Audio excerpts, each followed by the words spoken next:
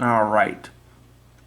Let's move on to the next one in our lineup. Alma-chan Wants to Be a Family. Saw a lot of promotion for this one in the lead up to the season. I don't really know anyone who watched it. Even now I'm seeing a lot of promotion for it. But not a lot of people watching it. Maybe, I'm assuming there are some people who are watching it. But none of my friends are. So, let's find out what it's about. It's meh. If you're a comedy show and I get through half an episode and I didn't laugh out loud, it's not working. How do I describe it? The comedy in this is very mechanical, much like our central character Alma, this android thing. A lot of it's very rote in its delivery, very straightforward, not really deviating in any way from what you'd expect, which is bad for comedy because you kind of want stuff that's unexpected. That's one of the things that makes comedy good, is the unexpected parts make you laugh. And when it's not unexpected, it's kind of boring. Now this is at least not a terrible looking production. It's pretty solid for the most part. It's not amazing, except for the opening action scene was pretty solid, but it's not bad looking. I can give it that much, but I'm not laughing. So why am I here if I'm not laughing at the comedy show? Also, the girl scientist in this, her character design is just Yor. It's just Yor from Spy Family. That is her design. Very different personality, but literally just that design. So that was weird.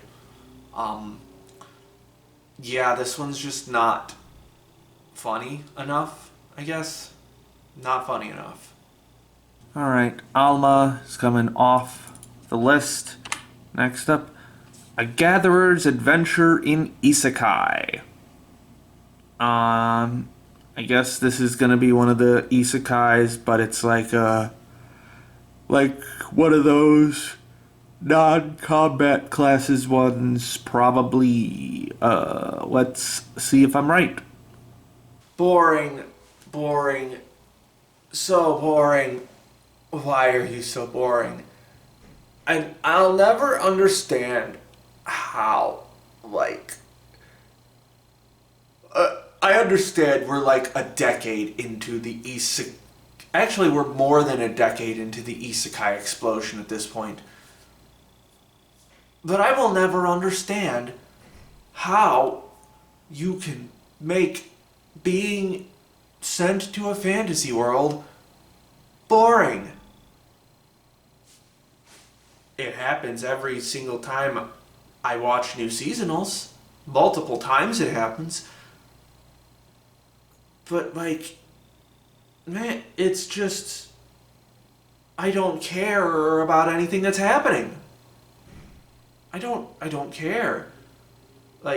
I'm thankful that the isekai-ing, getting to the pre-isekai only took about 30 seconds. Granted, it took another 2.5 minutes of talking to God for him to get to the isekai world. But at least, also, I thought, he just got zapped into his TV at some point. But then apparently, the God's well, you died already. I'm when did he die? Why didn't you show that? It's did you kill him? Did you do that? Also, the editing is, terrible in this. There is a lot of really bad, shot-to-shot cuts in this. Maybe that's why I was so confused and was like, wait, when did he die? Because the editing is terrible and maybe they just cut that part out and didn't bother to explain it. It's not particularly good looking either. It's boring and the editing sucks. That's all I need. That's all. Man, how do you make this boring? Like, again, it's just collecting shit. But man, whatever. Okay, Gatherer's Adventure is off the list. It's Yano-kun's Ordinary Days. I'm assuming this is just some kind of slice of life thing, maybe a comedy thing. I think I know a couple people watching it. Maybe. Let's jump into it. You know, sometimes I feel bad about dropping the shows that are like really trying, like, and especially when they're like trying to be kind of different. But can't help it if it just doesn't hold my attention, I guess. I got through about 3.5 episodes of Yano-kun's Ordinary Life. I think I spelled it wrong in the my list, but whatever. This is a perfectly fine show. It is a perfectly fine rom-com. But it is very slow. It is... I wouldn't call it tedious. I wouldn't say that it drags. I would say that it is just very slow paced. And I don't think the visuals quite match that. Although I will say the visuals for as... How do I phrase this? I don't think they're working with a lot here, but by God, they are doing the best with what they have. Because there is some really... The character designs are very unique. I really like the main girl's character design, Yoshida. Very cute and also very distinctive. The designs for these characters, like the overall aesthetic is very distinctive. And there's a lot of interesting artistic decisions in terms of some of the textures being used for the animation and the artwork. Some really interesting directing decisions in terms of like shot composition and editing and stuff like that. And the characters are pretty well fleshed out. The only thing where I can specifically say maybe this is a little off is some of the voice acting is a little over the top. Like Yoshida in particular, there's a lot of overacting, I think. And I think it's for comedic purposes, but it just doesn't land for me. But the big reason why I'm not sticking with it is it's just too slow for my liking. I don't think this is necessarily a bad show. I just think it's very, for me, this would be very average. But I could definitely see this clicking with some people because it's, and I hope the people that this was meant for check this out because it's a really solid production. There's nothing in it. Sometimes the characters are a little wonky or just not fully detailed enough, but not very often. And they're all very likable characters. I don't really dislike anybody. It's just that it's very slow and very low key.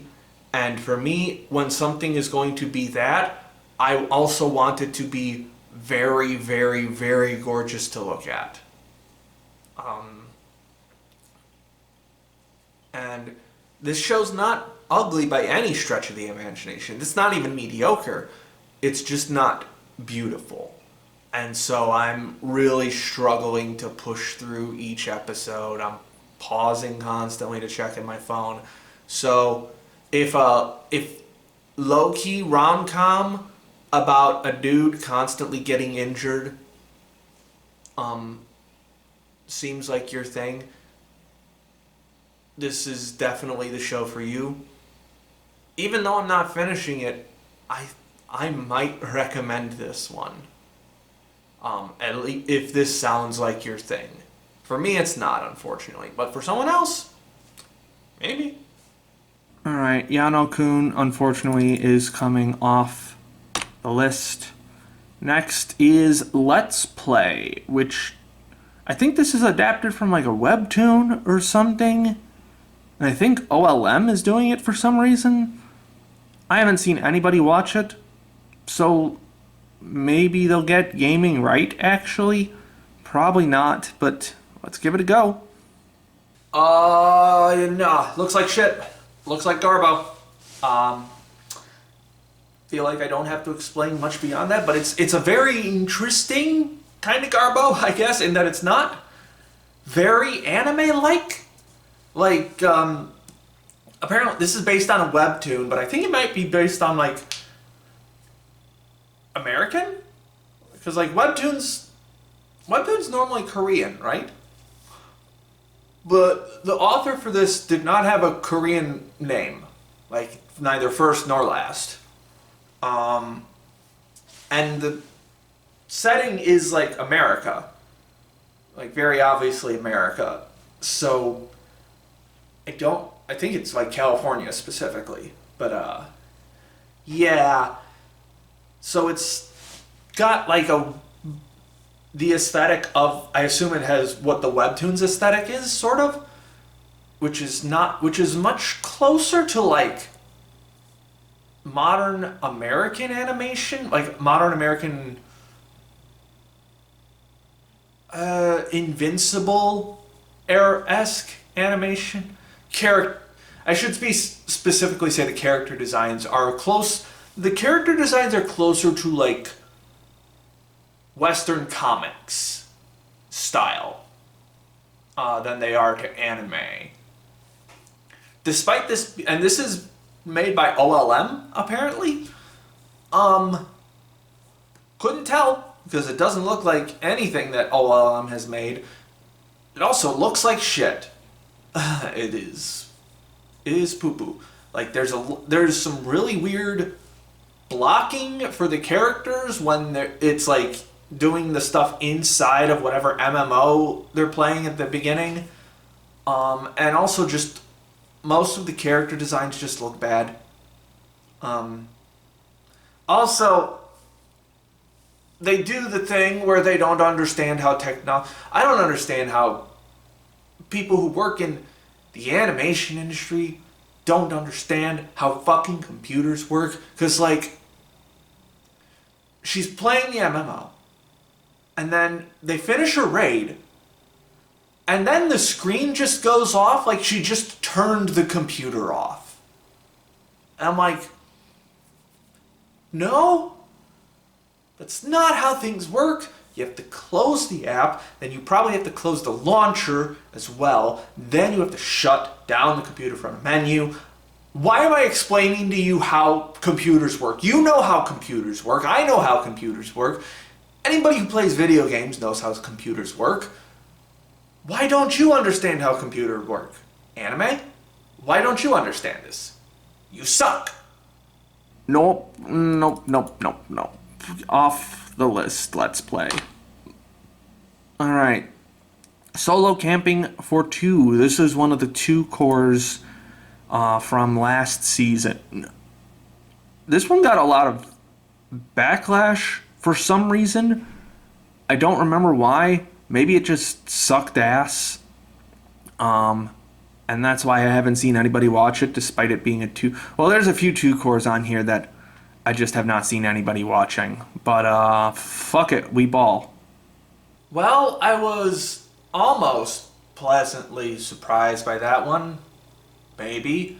I got a little bit into the second episode of Solo Camping for 2 before I just kind of gave up on how fucking insufferable the premise is.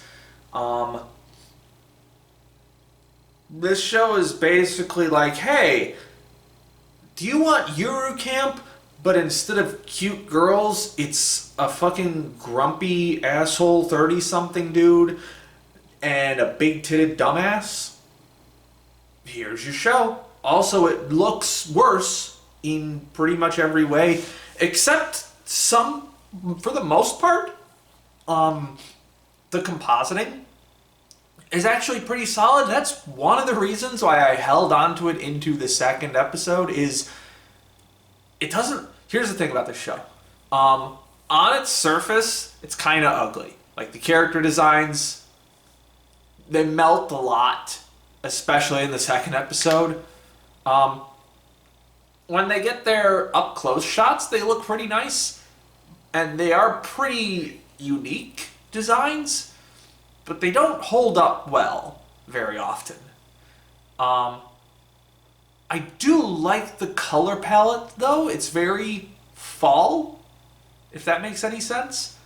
It's very autumn colored. And again, the compositing is actually kind of solid for the most part. Like the characters mesh with the backgrounds pretty well on the whole, although there are definitely some instances where they don't. Which it kind of is like the one edge that it might have over Yuru Camp, especially like later seasons of Yuru Camp. In any case, this is Yuru Camp, but worse in every conceivable way, except that. Also, like, so apparently there was some discourse about this show when it first started because of how the plot happens. And it's like, it's interpreted as like a blackmail kind of plot. And like, yes, technically, but not really. So what actually happens in this first episode, first hint that I should have dropped it, is big-titted dumbass fell in a river and was drying her like skirt and her legs by a fire that wasn't hers. It was the main guy's like campsite. He went off to take a piss and came back, and this girl had taken her pants off and was just in her panties and shit. And then stupid anime reaction ensues. She slaps him. Yada yada yada. She wants him to teach her how to solo camp. And he doesn't want to because she's kind of an asshole. And so she vaguely threatens him with like peeping or sex, or like the fact, or vaguely implying that she would tell people he assaulted her. That's not really what she says, but that is like the undercurrent, I guess, of what she says. But what immediately happens after that is he goes, "No, that's stupid. You showed up at my campsite in just your panties. I didn't ask for that." And then she, like, immediately goes like, "Oh, right, that was..." In so many words, she essentially realizes how stupid her plan is. But out of pure, I guess, frustration, he agrees to help her. So, yes, there is a blackmail part of it, but that's not really the motivation for the plot to start. It's still fucking stupid because this adult woman, berates this adult man into teaching her how to camp. And it's like really frustratingly annoying and like off-putting for a lot of it. Like the only thing that stops it from being like really immediately on my fucking nerves is the fact that she's a cute big-titted anime girl. So like there's really no reason for this plot to happen because he's clearly not interested in her at all. Like he just does not really show any signs of sexual attraction towards her at all. in this first episode. So, like, I don't get it. I don't know why he agrees. Because the blackmail thing really isn't presented as, like, a solid motivation.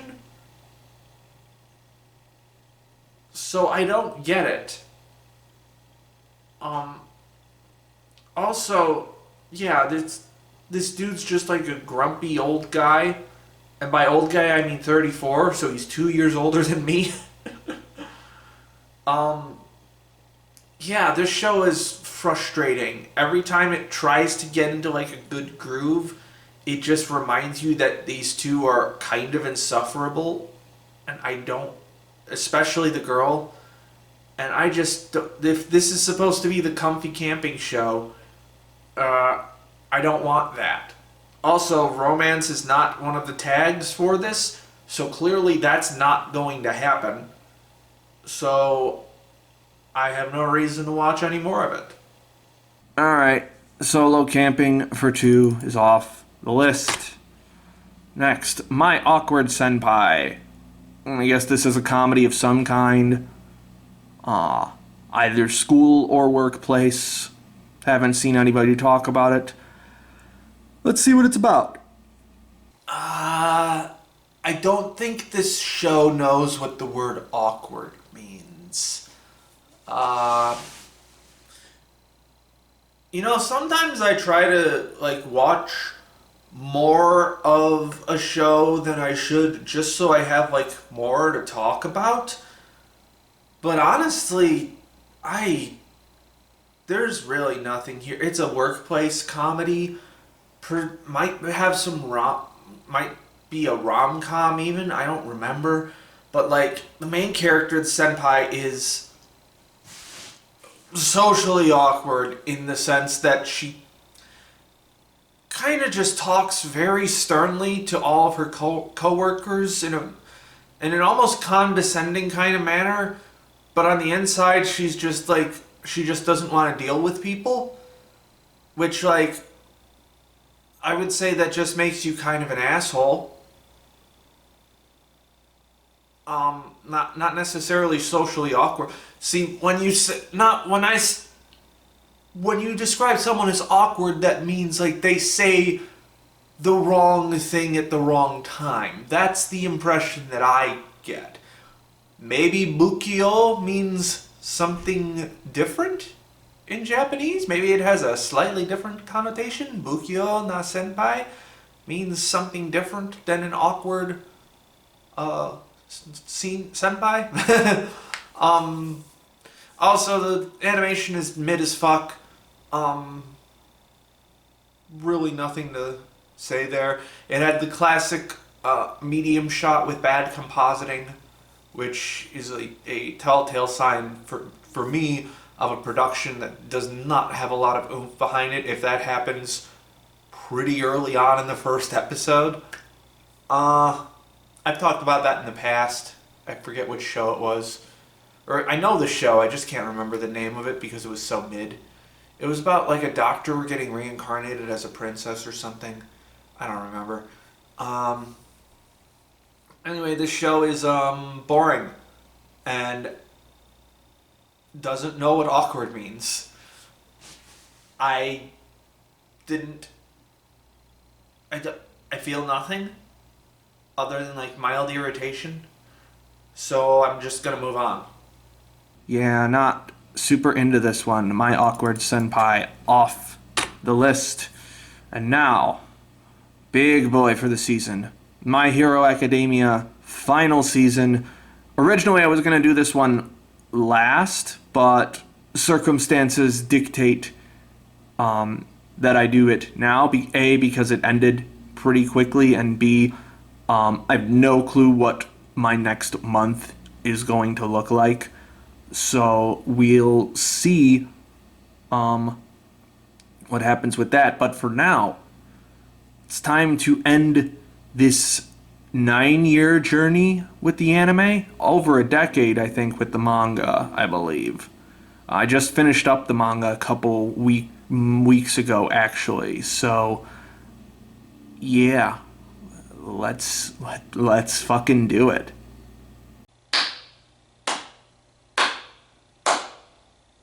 And that's the end.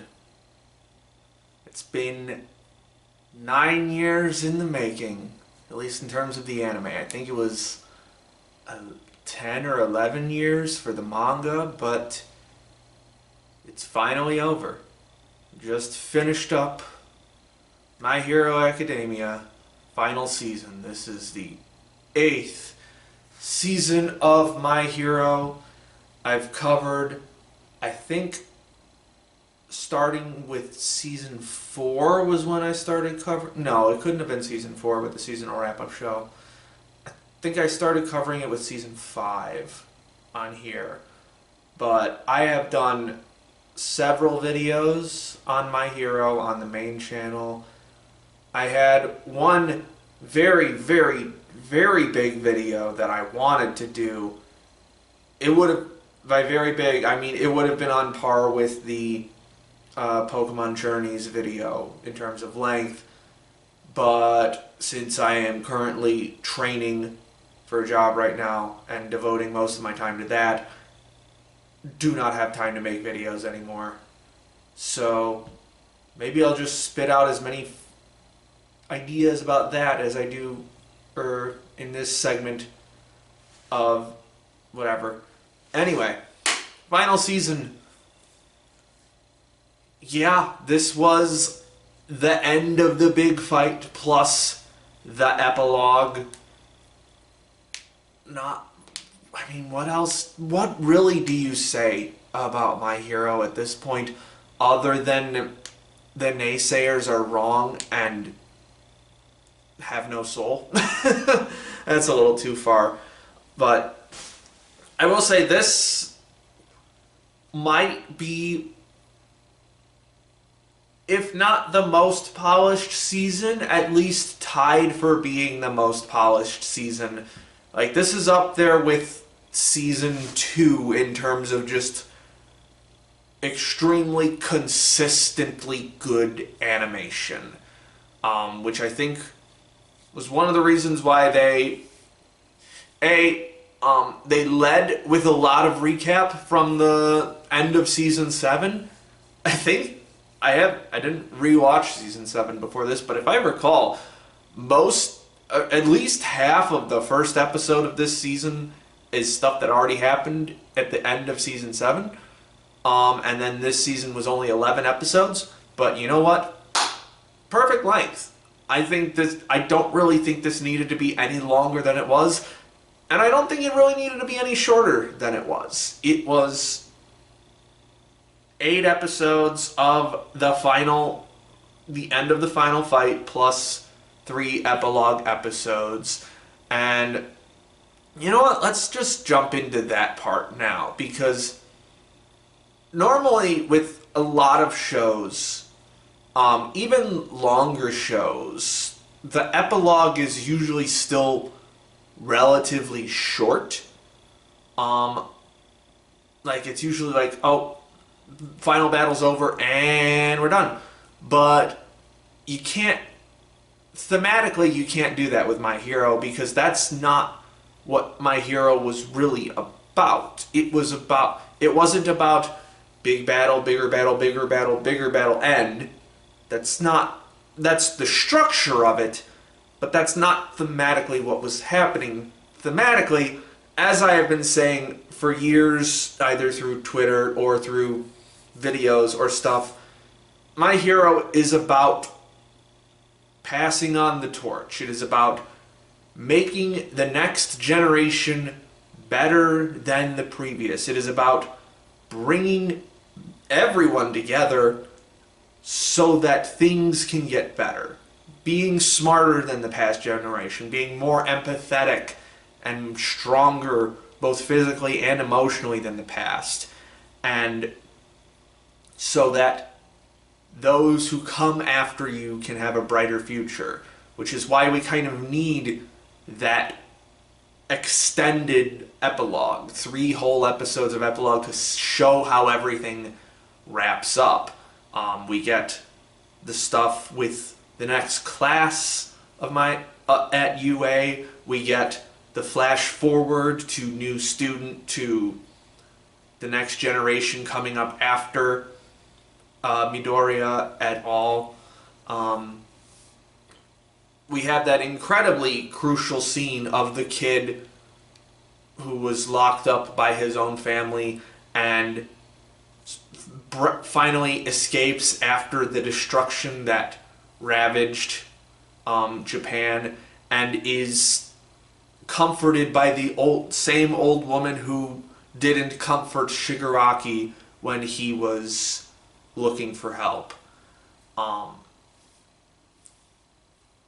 Make the world better than it was yesterday. Not wait for the heroes to do it or wait for the people in power to do it. You do it. Do it yourself right now. So here's my 45-minute thesis on why my hero is anarchist. No, I'm kidding. It's not. But, however, there is something to be said about how all of these any series that has the message of, oh, everyone needs to come together as a community to fix the problem, about how that's just anarchist principles but not presented as anarchist principles. But that's not the discussion that we're going to have right now. But feel free to dwell on that yourself. But it's that is one of the most important scenes in this series. Again, making sure that the new generation doesn't have to face the same struggles and same torturous hardships as the past, and making yourself better than you were yesterday, and passing that betterment on to those who come after you. And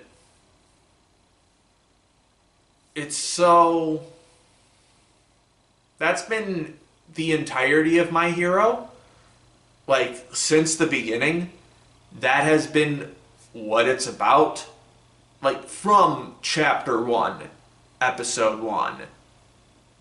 I guess since episode 1, or chapter 1 was split up into the first 2 episodes, so realistically it was episode 2 where that theme really showed up, but that's neither here nor there. My Hero's always been about this. It was not about talent versus hard work. It was not about, like, effort. I mean, technically it is about effort. Technically, it has all those things, but those were never the core motivating factors for what drove the thematic elements of My Hero. It was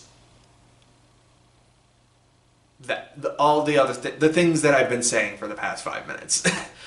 If you want, I've said this before, I think, but if you want the most concentrated version of that, go rewatch season 4, because it has all of that with some other ancillary elements added into that, such as like nostalgia and inspiration and a little bit of moe, the more traditional concept of moe, I guess. The provisional license exam for ARC, for Bakugo and Shoto, that tiny little arc in the middle of season 4 is so incredibly important, because with the Quirk Doomsday Theory stuff in it, because that sort of brings up the idea of adults fearing the next generation because they are too violent or too out of control, they can't be tamed, when in reality you just have to treat them with empathy and guide them properly, and they will be able to handle the world just fine on their own. Yeah, go rewatch season 4 because it's. I think out of everything, I still think. See, I would have to re-watch it to see what my favorite season specifically of My Hero is, but I can tell you just based on the thematic elements of the manga, the stuff that season 4 covers is my favorite bits because it's just that. It is the quintessential My Hero.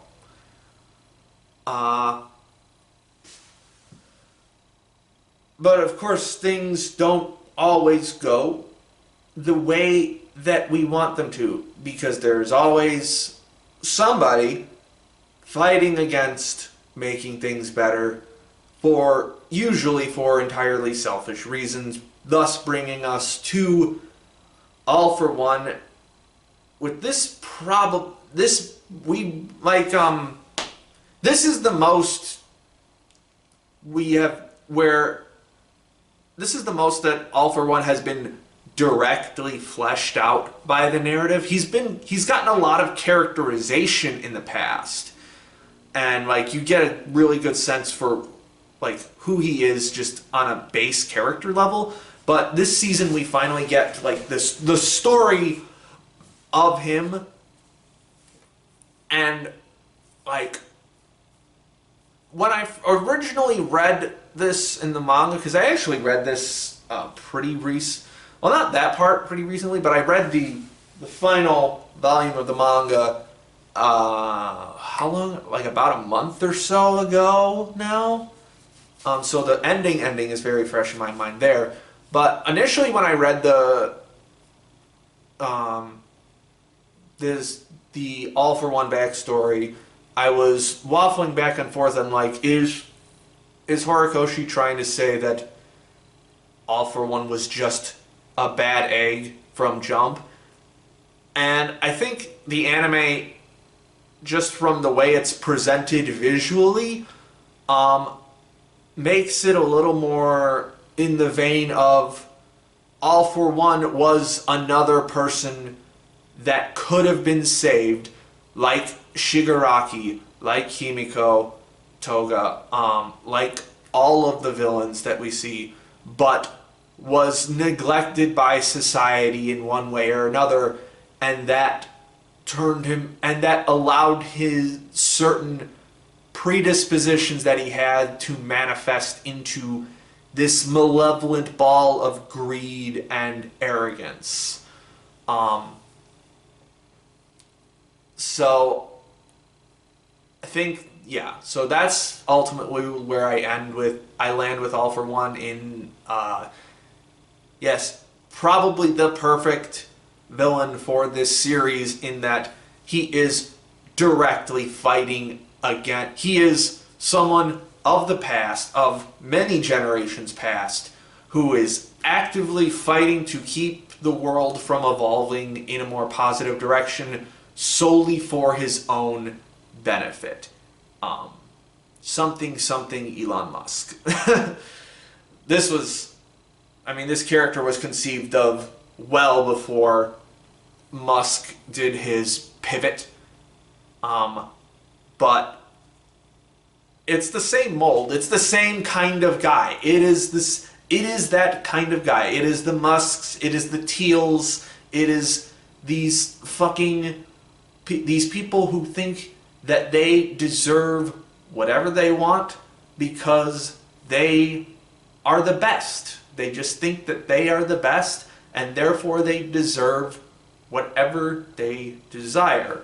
And fuck anybody that gets in their way. All for One is the quintessential version of that character. In fact, we're kind of seeing, with certain people nowadays, we're starting to see just people just being All for One. Like, maniacal evil villain, bold-faced. Like, it's very odd. We live in a weird time. But, yeah, that, I think, perfect perfect antagonist, ultimate antagonist for this kind of series. And both of his demises in this season, because he dies twice, essentially, because he implanted himself in Shigaraki back in season... Was that 6 or 7? I'm going to assume that was 7.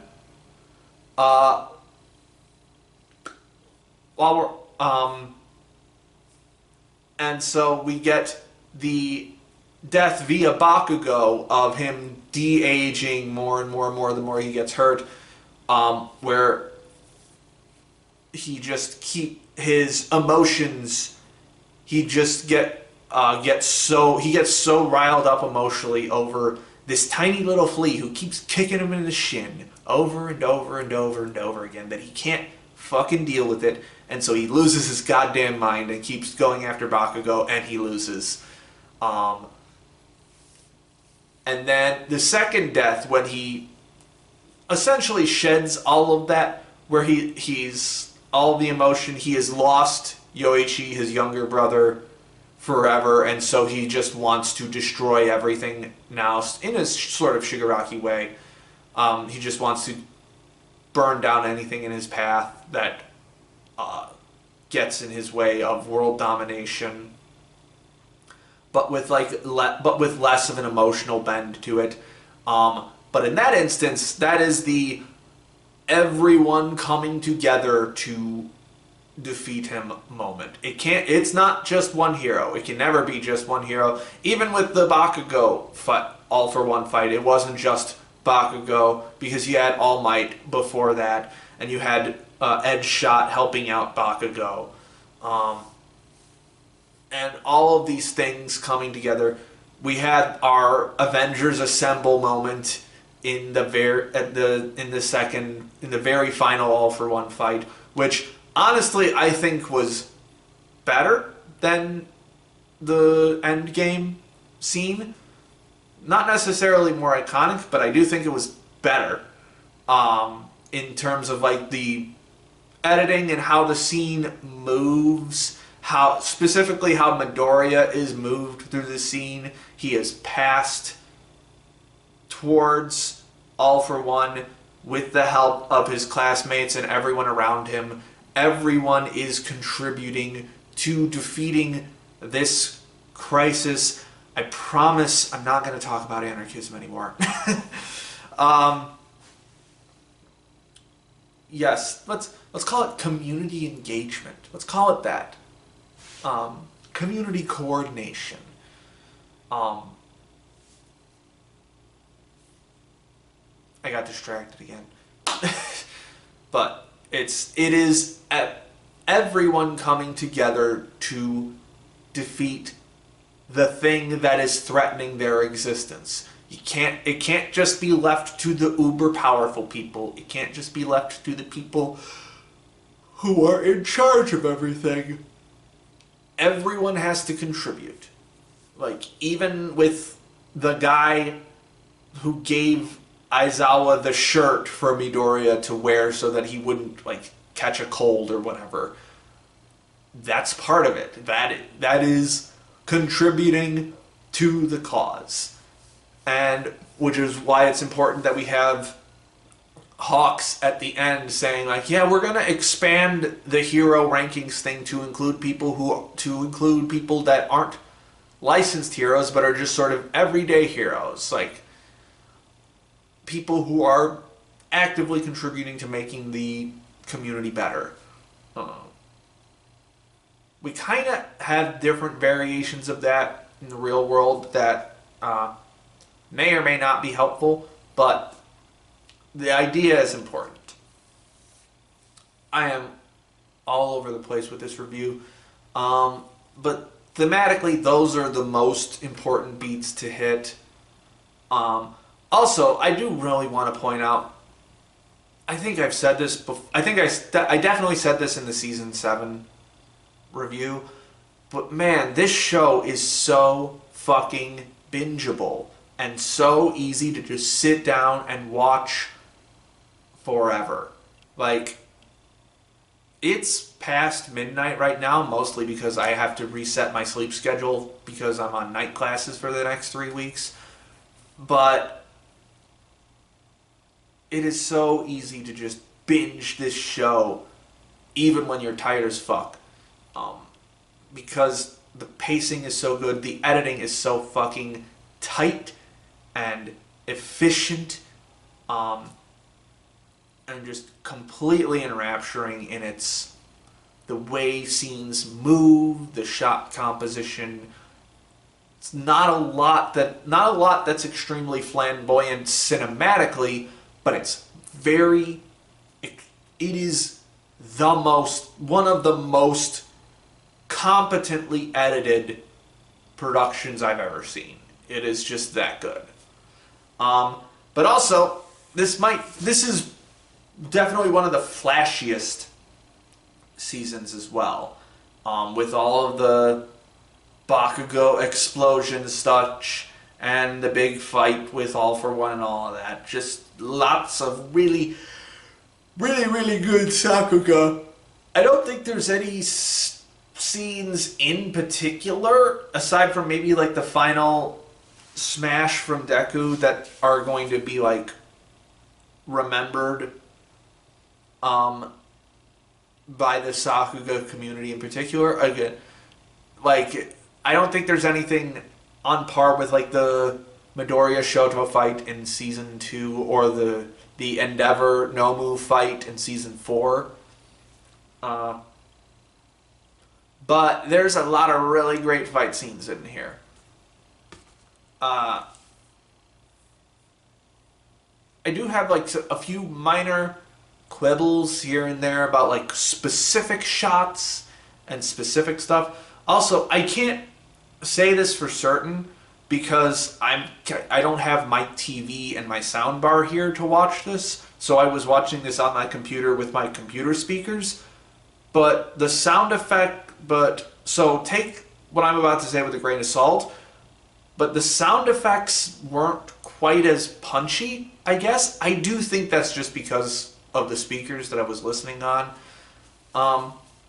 And some of the voice acting was a little, maybe something different, because Deku's voice, is that Daiki Yamashita? I think that's who Deku is voiced by. Very Christian Bale Batman in a lot of moments during the extensive fight scene here. And also, honestly, my only major criticism of this is that this was not conjoined with season 7, because I don't think it has quite the same impact. Again, I don't know. I'm wondering if it would have had more impact if this was conjoined with season 7 and we just got a 3-core season 7. It might not have been as good to look at, or maybe if this would have just been like a split core thing. Who knows? But we really like left off smack dab in the middle of a fight, and so it was jumping back in it didn't feel jarring, but it felt like momentum was lost purely by splitting it up. I completely forgot to talk about but yeah, that's that. Last thing I want to talk about is going back to the constantly making the world a better place thing, is why Deku, even to the very end, refuses to give up on saving Shigaraki, because he sees that Shigaraki is still human and is a human that is suffering and wants to save them. He doesn't forgive him. In fact, like he says that directly, for all the murder and pain and suffering, but he still thinks that he should be saved. Because that's what heroes do. And also, I took a photo of this and posted it to Twitter when I read the manga, but the scene with Spinner at the end contrasted against the newsreels of different people trying to dissect Shigaraki's motives is so very real. Like, just replace Shigaraki with like a mass shooter or some alt-right or far-right conspiracy dude or something like that, and it just matches so incredibly well. It's like these people who are constantly being like blah blah blah, this dude was a fucking monster and he's evil and we shouldn't even be talking about him. Or it's like we need to prevent people like this from coming up ever again. And then you have that contrasted with Spinner of being like, he played like the same games as me, and like we like had fun playing games, and he didn't make fun of me for being a heteromorph, and we just wanted to and we just bonded, and eventually we just wanted to destroy the world together. And so, like, it's not that it absolves them of their actions, but it reminds you that these are people. That these are people who at some point could have been changed. They could have reversed course. But they were living in a society that, under the specific circumstances that they were in, did not allow them to do that. And I think that's one of the more important messages that we need to take from this, is not to say, ooh, baby, Nazi, you're fine, you just need some, like, you just need a pat on the back or something.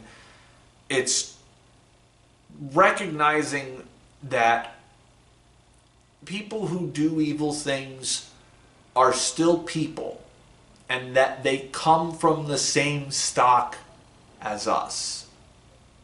And so, knowing that, we need to look out for the signs of someone who is in trouble, someone who is falling into the rabbit hole, someone who is spiraling, and give them a hand. Talk to them. Be like, hey man, you alright? You wanna go play fucking Overwatch or something? And not talk about how the world should just end? It's really, even now it's really hard for me to do that. But like, the sheer optimism of my hero without shying away from the fact that there is darkness and there will always be darkness. That's what makes this show special. Yeah, this is... I kind of don't want to end the recording because that means that my hero is done for good. Well, I still have to do a written write-up of this afterwards, but yeah, my hero's good. I hope eventually they'll do an OVA of the like epilogue chapter. It's not necessary, but it wouldn't hurt. I won't tell you what that chapter is if you don't know what it is, but it'd make me happy. Yeah. Man, this show's fucking good. I would just love to binge this all from the beginning. I have no time for that whatsoever. But I'm so happy this show exists. Someone's fucking ruining the end of my goddamn recording by dumping shit in a dumpster.